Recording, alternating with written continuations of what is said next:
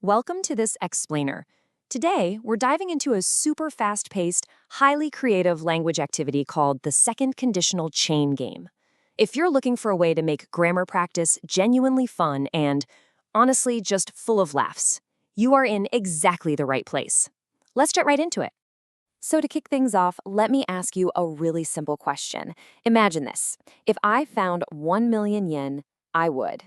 What instantly comes to mind? Maybe a fancy vacation, a new house? Well, this simple little prompt is the exact spark that gets our whole game rolling. Now, this game is a fantastic way to practice a specific sentence structure known as the second conditional. And don't worry, we use easy words to explain and build this. You basically just start with if plus a past simple verb, followed by would, and then a basic infinitive verb. We use this all the time to talk about totally imaginary or unlikely situations.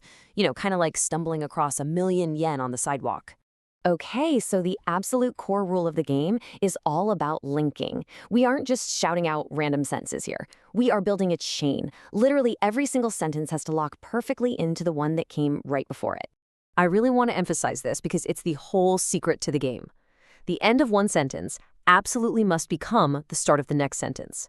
You basically pick up the exact words at the end of your teammate's thought and slap them right at the beginning of yours. Let's break that down into two super simple steps. Step 1, you just finish your thought. And step 2, the next student grabs that exact ending to kick off their new sentence. It's really just a continuous relay race of words. All right, let's look at a real example from the source material so you can see how this brilliantly builds into a totally hilarious story. Because the whole thing relies on your imagination, things can go from perfectly normal to completely off the rails in just a couple of turns. So, student 1 starts off with our main prompt. They say, if I found 1 million yen, I would buy a car. Okay, pretty sensible, right? A totally normal answer. And our grammar structure is right on the money here. Now watch student 2, remember our rule, see how the end becomes the beginning. Student 2 takes bought a car and links it right up to their new idea. They say, if I bought a car, I would drive to Tokyo. Boom, the chain is linked. Then student 3 keeps the momentum going. They grab Tokyo from the end of that last sentence and pull it right to the front. If I went to Tokyo, I would visit Disneyland. Still tracking, right? Sounds like a lovely vacation so far. But wait, here is where the creativity really kicks in, and things just get completely crazy. Student 4 takes Disneyland and decides to, well, cause a little trouble. They say, if I visited Disneyland, I would steal Mickey Mouse's hat. This is the absolute beauty of the chain game. The story just takes on a wild life of its own. And the chain just keeps rolling from there. I'm going to read these rapid fire to give you a feel for the actual pace of the game. Because of that stolen hat, the police chase them, so they hide in a zoo, where they befriend a gorilla, decide to open a banana cafe together, and naturally go completely bankrupt in exactly 1 week. I mean, from 1 million yen to bankrupt with a gorilla in 10 easy steps, how great is that? Okay, so now that you see how fun and chaotic the narrative gets, let's look at how the class actually plays this together. Because you need a little bit of structure to keep the chaos fun, right? For this to work smoothly, the class will be separated into exactly 4 groups. Breaking everyone up into these specific teams really keeps the energy up and makes sure everybody is locked in and engaged. The actual flow relies on a really simple, predictable turn order.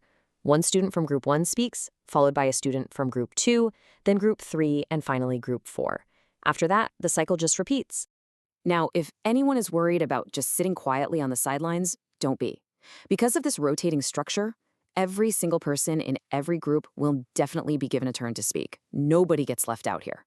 But the pressure is absolutely on. You only get 10 seconds to make your sentence. Yep, just 10 seconds.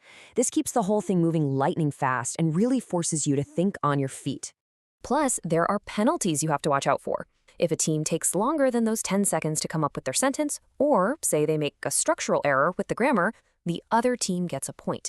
So speed is good, but accuracy actually matters just as much.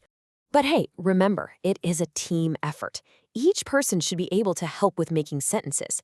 If someone gets stuck and that 10-second clock is ticking down, jump in, whisper an idea to them. You really have to help your teammates because winning totally relies on how well you support each other. To wrap up this explainer, I want to leave you with a quick question to test your own linking skills.